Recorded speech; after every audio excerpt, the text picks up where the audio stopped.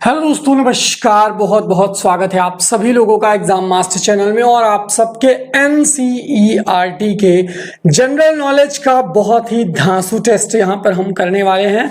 Total मैं आपको प्रश्नों की संख्या दूंगा यहाँ पर 30, और जिसमें अगर आपने 20 प्लस भी कर लिया, मतलब 20 क्रॉस कर गए, तो आपकी जनरल स्टडी की तैयारी लेवल पर है, ये आप मान लीजिए। तो यहां पर शुरू करेंगे सीवी रमन के नोबेल पुरस्कार से। और आप सभी लोग कॉम्पिटिटिव एग्जाम की तैयारी कर रहे हैं, जैसे कि सीटेट, यूपी टेट। इसके बाद आपका लक्ष्य होगा सुपर टेट में एक सीट पाना, लेखपाल भर्ती में फॉर्म भरना, और केवीएस वैकेंसी आ रही है। इसके बाद आप देखेंगे खंड शिक्षा अधिकारी का फॉर्म ऑलरेडी आप लोगों ने भर रखा है। तो अब जनरल स्टडी, जनरल नॉलेज का एक स्कोप होता है, और वो स्कोप अगर आप कवर कर लेते हैं, अपने आप को उस स्कोप में अगर आप फिट कर लेते हैं, तो मतलब कहीं ना कहीं आप कंपटीशन में हैं। लेकिन अगर आप जनरल स्टडी में उन चीजों में अपने आप को फिट नहीं कर पाते हैं, तो मतलब कहीं ना कहीं आप कंपटीशन से बाहर हैं, आप कंपटीशन की लाइन को टच कर रहे हैं, आसपास भटक रहे हैं। एक कॉन्फिडेंस होता है लेवल का, पढ़ाई का, और उस कॉन्फिडेंस के अंदर जब आप आ जाओगे ना, तब आपको लगेगा कि नहीं, वाकई में आप डिजर्विंग कैंडिडेट हैं वैकेंसी के लिए। तो इस एनर्जी के साथ चलिए कंटिन्यू करते हैं। क्वेश्चन नंबर 34 से 1930 में सीवी रमन को किस चीज के लिए नोबेल पुरस्कार मिला था? सीवी रमन को 1930 में नोबेल पुरस्कार मिला था, बताइए। फिजिक्स के लिए, ठीक है। बी ऑप्शन यहां पर बिल्कुल सही जवाब होगा। फिजिक्स के लिए सीवी रमन को नोबेल पुरस्कार मिला था। यह बात आप लोग एकदम बढ़िया से याद रखेंगे, कोई भूलेगा नहीं, ठीक है। सबको पता होना चाहिए सन किस क्षेत्र में मिला, भौतिक। अच्छा, नोबेल पुरस्कार क्यों दिया जाता है? अल्फ्रेड नोबेल जिन्होंने डायनामाइट का आविष्कार किया था, ये बहुत बड़ा पुरस्कार माना जाता है, और ये 4-5 क्षेत्रों में मिलता है, जैसे साहित्य के क्षेत्र में, शांति के क्षेत्र में, फिजिक्स के क्षेत्र में, है ना, विज्ञान के क्षेत्र में। तो इस तरह से ये जो है मिलता है। तो नोबेल पुरस्कार सीवी रमन ने जीता था 1930 में। फिजिक्स के लिए, भौतिक के लिए सीवी रमन को जो है मिला था। Is that clear? इनका पूरा नाम है चंद्रशेखर वेंकट रमन।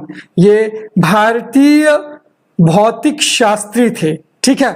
अगले क्वेश्चन की तरफ बढ़ते हैं। नेक्स्ट क्वेश्चन होगा आपकी स्क्रीन पर। स्वतंत्र भारत के पहले रक्षा मंत्री कौन थे? डिफेंस मिनिस्टर, पहले रक्षा मंत्री स्वतंत्र भारत के कौन थे?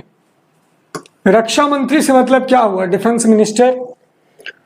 कपिल देव, हंसराज देशमुख, बलदेव सिंह या नारायण दास? कोई भी क्वेश्चन 10 सेकंड बहुत होता है ना उसके जवाब के लिए। अगर आपको 10 सेकंड दे दिया जाए तो आप अपना आंसर गेस कर लेते हो, अगर आपको आता है तो भी, और नहीं आता है तो आप किस उत्तर के लिए जाना चाहते हो, यह भी आप कहीं ना कहीं पता कर लेते हो।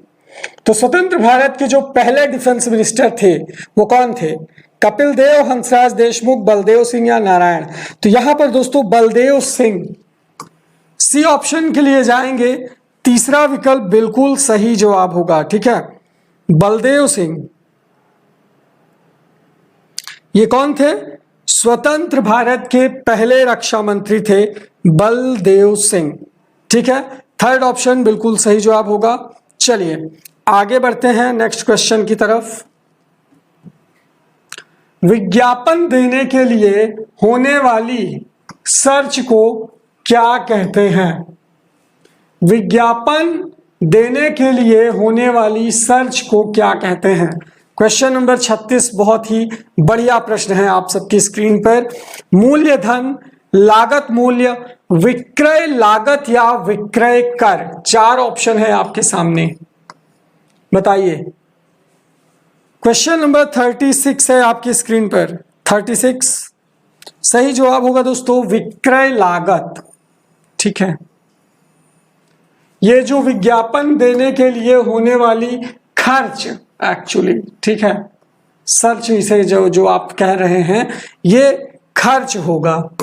विज्ञापन में जो खर्च होता है ना, ये विक्रय लागत इसे कहते हैं, ठीक है, विक्रय की लागत यानी बेचने में लगाई गई लागत, विक्रय लागत। किसी भी राज्य का राज्यपाल किसके द्वारा नियुक्त किया जाता है? किसी भी राज्य का राज्यपाल यानी राज्यपाल की नियुक्ति कौन करता है? क्वेश्चन नंबर 37 है आपकी स्क्रीन पर।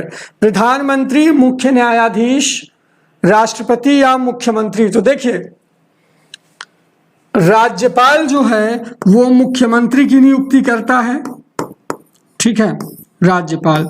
और राज्यपाल की नियुक्ति राष्ट्रपति के द्वारा होती है। किसके द्वारा?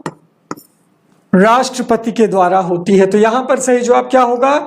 तीसरा विकल्प, थर्ड ऑप्शन। निम्नलिखित पर्वत शिखरों में से कौन सा एक भारत में अवस्थित नहीं है? पर्वत शिखर है ना, चोटी। पर्वत शिखर का मतलब क्या हुआ? पहाड़ों की चोटी। अब भारत में कौन सी नहीं है? गोसाई थान, कामेत, नंदा देवी या त्रिशूल? क्वेश्चन नंबर 38 सुना है इसके बारे में? इसके बारे में अगर आपने सुना है तो बताइए क्या जवाब होगा इसका।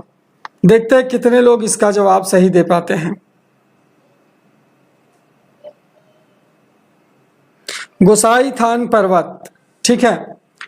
यहां पर सही जवाब होगा पहला। ये हिमालय की चोटी है, ठीक है, और तिब्बती भाषा में इसे शीश पांगमा कहते हैं। गोसाई थान पर्वत क्या है? हिमालय की एक चोटी है और तिब्बत की सीमा के निकट नेपाल में ये बाह्य हिमालय की 26,305 फुट ऊंची, कितना?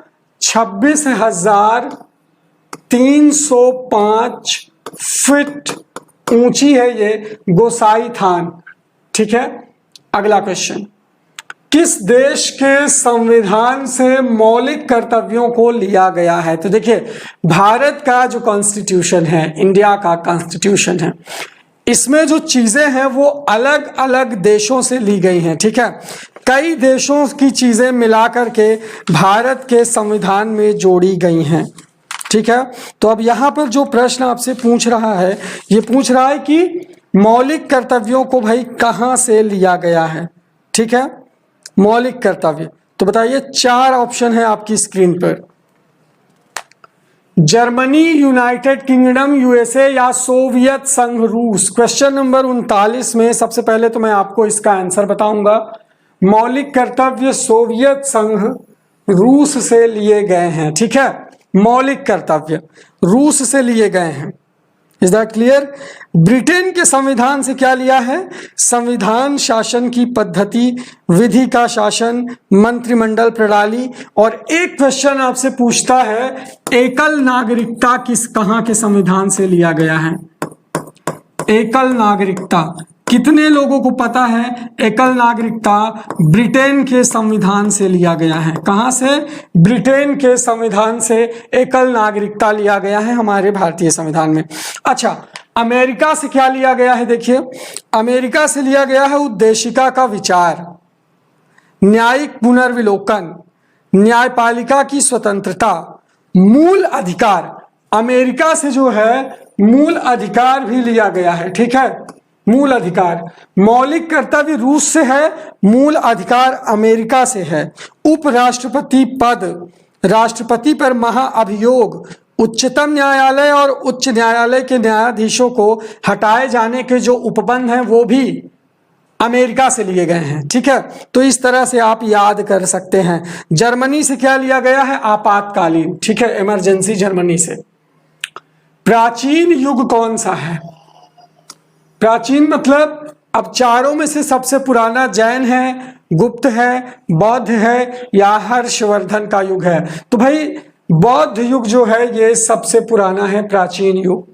बौद्ध थे, है ना, बौद्ध युग। उसके बाद जैन धर्म आया था, जैन युग। उत्तर प्रदेश ट्रैवल मार्ट कहां किया गया? उत्तर प्रदेश, बहुत ही बढ़िया क्वेश्चन। अब आप बताइए, ये नया क्वेश्चन है आप सबके लिए।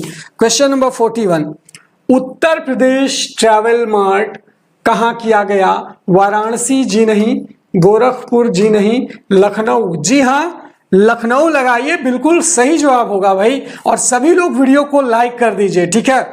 आप सभी का लाइक हमें ऊर्जा देता है, एनर्जी देता है कि हम आप सबके लिए और बेहतरीन क्वेश्चन बना करके लेकर आए और एकदम क्लियर क्लास दें आप सबको।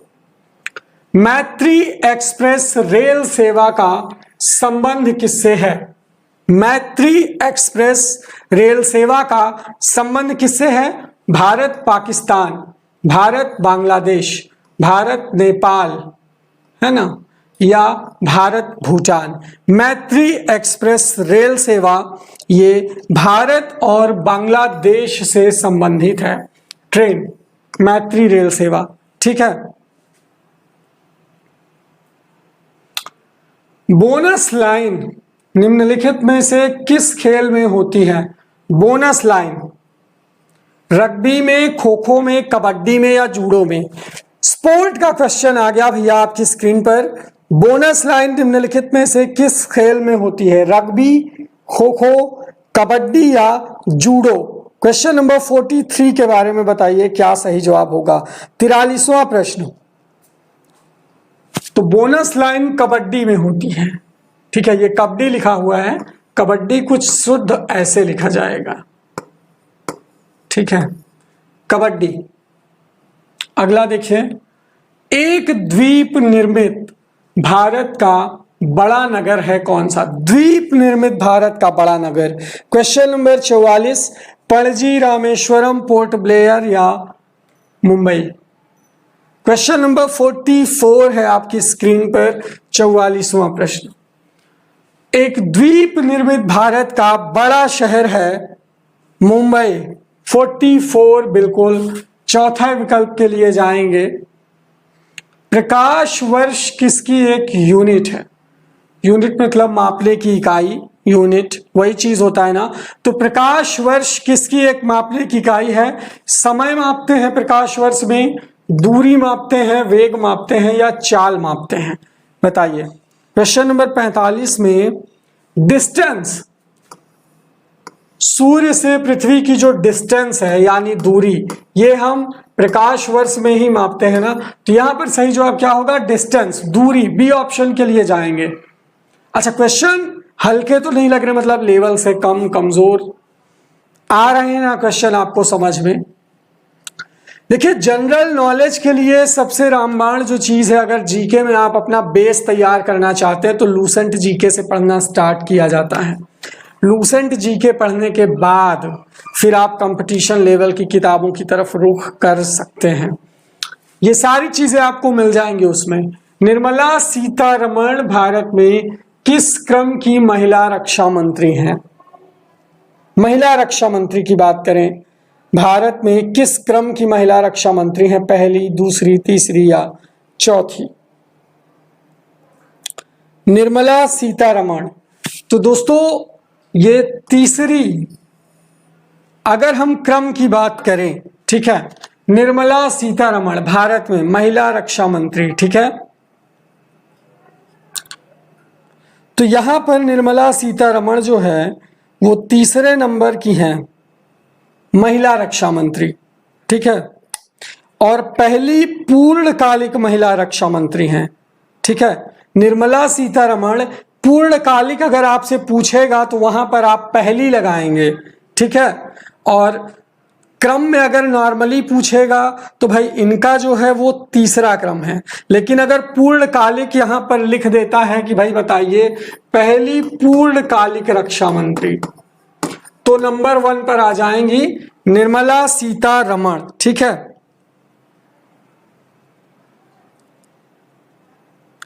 अब पहली रक्षा मंत्री कौन थी महिला में? तो श्रीमती इंदिरा गांधी 1975 में, ठीक है। 1975 में पहली रक्षा मंत्री थी स्वयं इंदिरा गांधी, ठीक है। Is that clear? चलिए आगे बढ़ते हैं नेक्स्ट क्वेश्चन की तरफ। भारत का कौन सा भारतीय राज्य पहला डिजिटल राज्य घोषित कर दिया गया है? किस भारतीय राज्य को पहला डिजिटल राज्य घोषित किया गया है? केरल, गोवा, कर्नाटक या महाराष्ट्र? क्वेश्चन नंबर 47 है आपकी स्क्रीन पर। बहुत ही बढ़िया क्वेश्चन है। केरल को पहला डिजिटल राज्य जो है ये घोषित कर दिया गया, केरल, ठीक है। और यहां पर अगर बात करें हम केरल की, ठीक है, केरल पहला डिजिटल राज्य है, घोषित कर दिया गया है। इसके बाद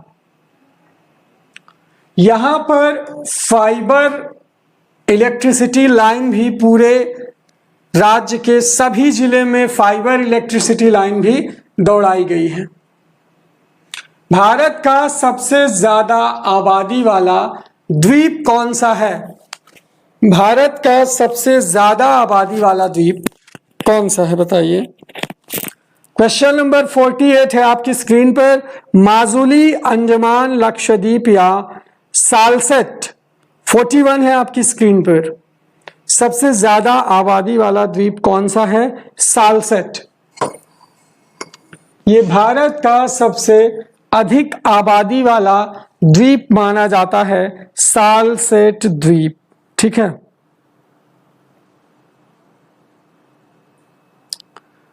सालसेट द्वीप ये मुंबई, महाराष्ट्र, ठीक है, मुंबई महाराष्ट्र में है। लातूर किस प्रांत का एक जिला है? केरल का, गोवा का, कर्नाटक का या महाराष्ट्र का? लातूर ये किस प्रांत का एक जिला है, एक डिस्ट्रिक्ट है? Question number 49 is on your screen.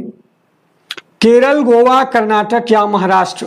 Question number 49 सही जवाब होगा दोस्तों महाराष्ट्र। डी ऑप्शन के लिए जाएंगे। लातूर जो है ये महाराष्ट्र का एक जिला है।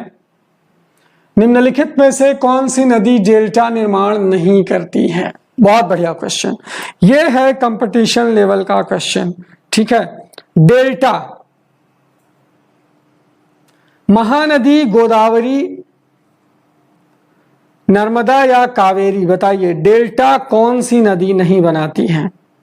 बताइए, डेल्टा। देखिए, सबसे पहले तो मैं आपको इसका जवाब बताऊंगा। नर्मदा नदी जो है ये डेल्टा नहीं बनाती है। अब डेल्टा होता क्या है ये जानना बहुत जरूरी है। तो दोस्तों, डेल्टा उस भूभाग को कहते हैं जो नदी द्वारा लाए गए अवसाद के संचयन से निर्मित होता है। नदी के मुहाने पर जहां किसी समुद्र अथवा झील में वो गिरती है, ठीक है। तो जैसे यहां पर अगर हम बात करें तो किसी मुहाने या झील पर ये गिरी नदी और यहां पर एक अवसाद इकट्ठा हो गया, तो ये डेल्टा कहलाएगा, है ना। बीच में जो गैप होता है वो डेल्टा कहलाता है, ठीक है। तो इस तरह से डेल्टा जो है नदियों का बनता है। नॉर्मली जो है ये त्रिभुज के जैसा इसका आकार होता है, ठीक है। अगले क्वेश्चन की तरफ बढ़ते हैं। भारत की पश्चिम की ओर बहने वाली नदियां जैसे नर्मदा नदी, ताप्ती नदी, पेरियार और डेल्टा का निर्माण ना करके किस चीज का निर्माण करती है? जो पश्चिम की ओर नदियां बहती हैं, नर्मदा, ताप्ती, पेरियार एक्चुअली, ये डेल्टा का निर्माण ना करके किस चीज का निर्माण करती हैं? एस्चुअरी, भ्रंश, झरना या ऑल ऑफ द अबव? तो क्वेश्चन नंबर 51 है, बताइए क्या जवाब होगा इसका। बहुत ही बढ़िया क्वेश्चन,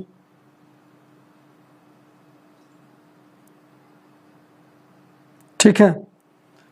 एस्चुअरी, ज्वर नद मुख, हिंदी में क्या कहा जाता है इसे? ज्वर नद मुख, ज्वर नद से नदी मुख, एस्चुअरी बनाती है, ठीक है। पहले विकल्प के लिए जाएंगे। ये क्या होता है? ये नदी का जलमग्न मुहाना है जहां स्थल से आने वाले जल और सागरीय खारे जल का मिलन होता है और ज्वरीय लहरें क्रियाशील होती हैं। समझ गए?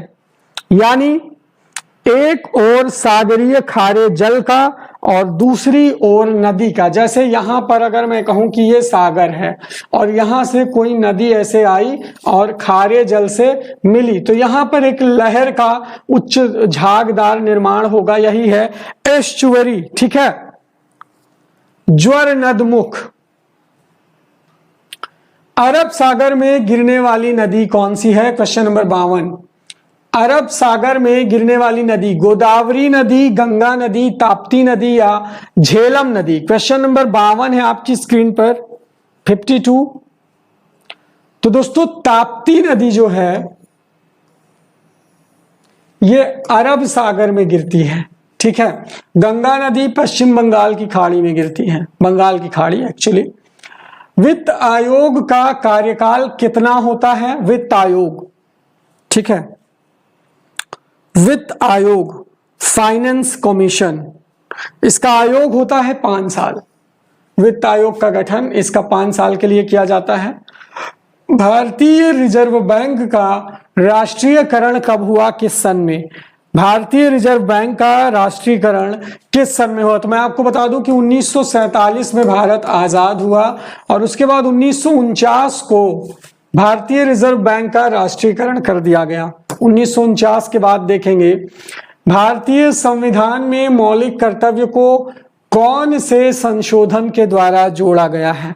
मौलिक कर्तव्य कौन से संशोधन में जोड़ा गया है? 15वां, 42वां, 44वां या 41वां? बहुत बढ़िया क्वेश्चन और इंपॉर्टेंट क्वेश्चन, बहुत बार ये आया है, हालांकि इजी है। 42वें संशोधन में जो है इसे जोड़ा गया 42, 42वां संशोधन एकदम सही जवाब होगा। एग्जाम मास्टर यूट्यूब चैनल की लाइव क्लास से जुड़ें और व्हाट्सएप नंबर यहां नीचे आप देख सकते हैं। अगर आपको नोट्स प्राप्त करने हैं घर बैठे, बढ़िया बेहतरीन तैयारी करनी है, तो व्हाट्सएप नंबर सेव करिए, अपना नाम और जिला का नाम लिख के भेज दीजिए और ज्वाइन कर लीजिए एग्जाम मास्टर का special group. Special group join करने पे फैसिलिटी आपको ये मिलेगी कि आपको इंपॉर्टेंट नोट्स जो आपकी मदद कर सकते हैं पढ़ाई की तैयारी के लिए, आपका समय बचा सकते हैं, आपको ढेर सारी पुस्तकें खरीदनी नहीं पड़ेंगी। इन नोट्स की सहायता से आप आराम से अच्छे से तैयारी कर सकते हो परीक्षाओं की। तो बहुत सारी चीजें आपको मिलेंगी अगर आप ज्वाइन करते हैं, तो अभी ज्वाइन कर लीजिए with your name and district name, हमें मैसेज करें व्हाट्सएप पर और प्रोसेस को फॉलो करके ऐड हो जाइए और अपने लिए एक सीट रिजर्व रखिए आने वाली सुपरटेट वैकेंसी के लिए या लेखपाल वैकेंसी के लिए या खंड शिक्षा अधिकारी बीईओ के लिए। तो दोस्तों आज की क्लास को हम यहां पर करते हैं समाप्त और आशा करता हूं कि भाई क्लास आपको बहुत पसंद आई होगी। सारे लोग जल्दी जल्दी वीडियो को लाइक करके जाएंगे, बिना लाइक किए कोई नहीं जाएगा। और डेली शाम को 4 बजे, रात को 9 बजे 2 लाइव क्लासेस आप ज्वाइन कर सकते हैं। तो बहुत बहुत शुक्रिया आप सभी का। जय Hind, thank you so much.